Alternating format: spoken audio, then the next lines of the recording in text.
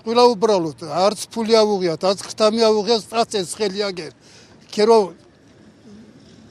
ზაღლები დაესევიან ერთმანეთს დაესწინას სტაციის ხელი და წაიყვანეს ტყუილა უბრალოდ რატო?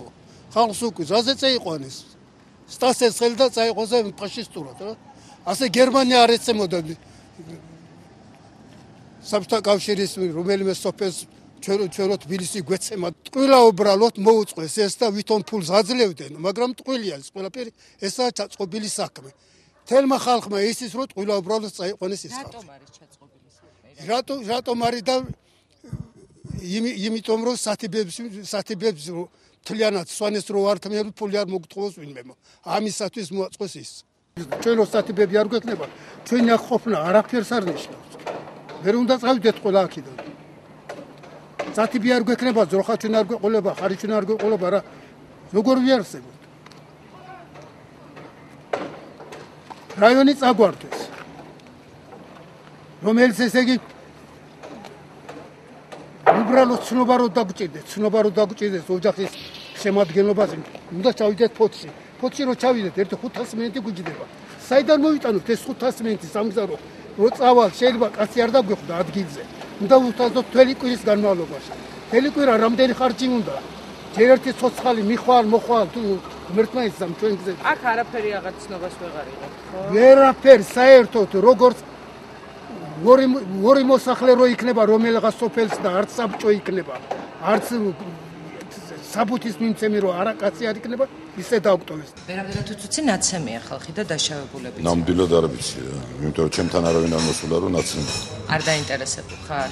არა, არავინ არ მოსულა და ახლა მე მიზებნას ვერ სწორედ სასტუმრო მესტიის რესტორანში, სადაც სპეცოპერაცია ჩატარდა, ხვდებით მესტიის რაიონის მაჟორიტარ დეპუტატს კანდიდ კვიციანს, რომელიც გვეუბნება, რომ დაშავებულების შესახებ მას ინფორმაცია არ აქვს. კანდიდ კვიციანი გვიდასტურებს, რომ მიწების დაკანონება სვანეთში დროებით შეჩერებულია.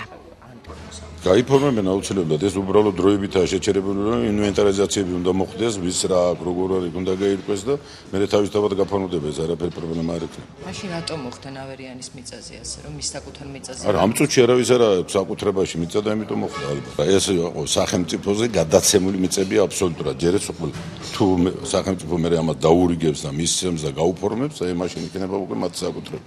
საბუთი არავის არა აქვს, ხო? მაღაზია ახლა ღიად საუბარს გეთ როგორ მოეჩვეულებთ საჯარო ინფორმაცია. გასაგებია, არა, პრინციპში ახლა ფორმდება მიწები, ბევრი აფორმებს, ბევრი გააფორმებს. ვინც არ დაიზარა, გაიფორმა, გაფორმებული. რამდენადაც ვიცი, შეწყვეტილია მიწების გაფორმება დროებით. არ არის შეტყობილი. ეს კი მესტიის გამგებელი გოჩა ჭელიძეა, რომელიც სიტუაციაში გარკვევამდე გამოძიების დასრულებას ელოდება.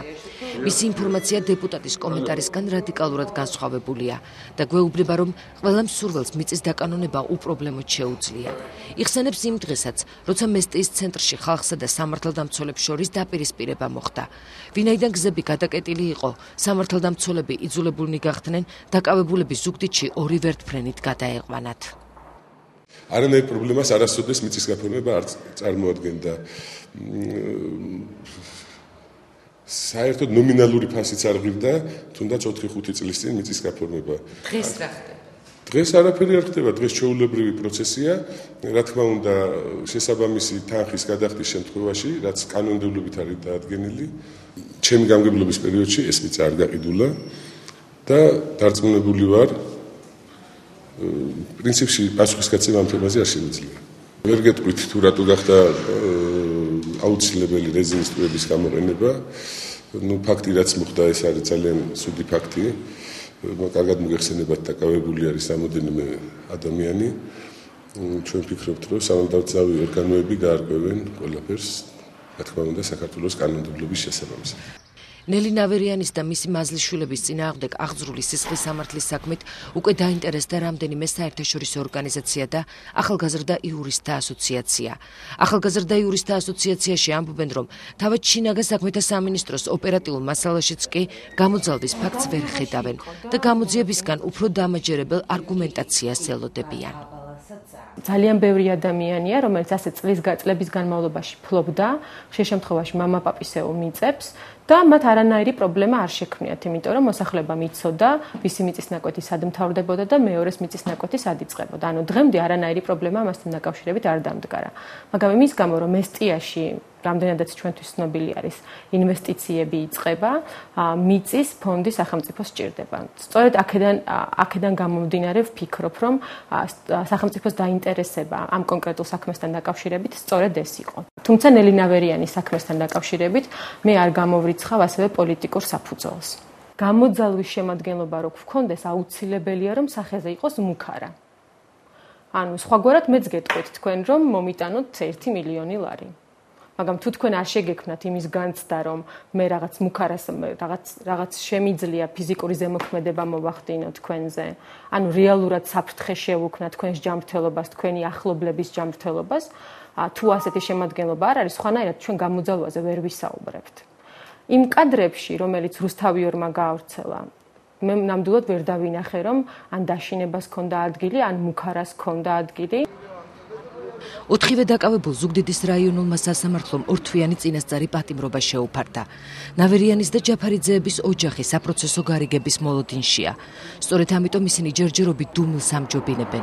სვანეთში კი უკვე ვარაუდობენ, რომ საკუთარი და ოჯახის წევრების თავისუფლების სანაცვლოდ ნელი ნავერიანს საკრებულოს წევრობის დატოვება მოუწევს და ადგილობრივ ხელისუფლებას მისი სახით ერთ-ერთი ყველაზე ხმაურიანი ოპონენტი მოაკლდება. ოპონენტი, რომელმაც ხელისუფლებას პრობლემები ჯერ კიდევ არჩევნებამდე შეუქმნა.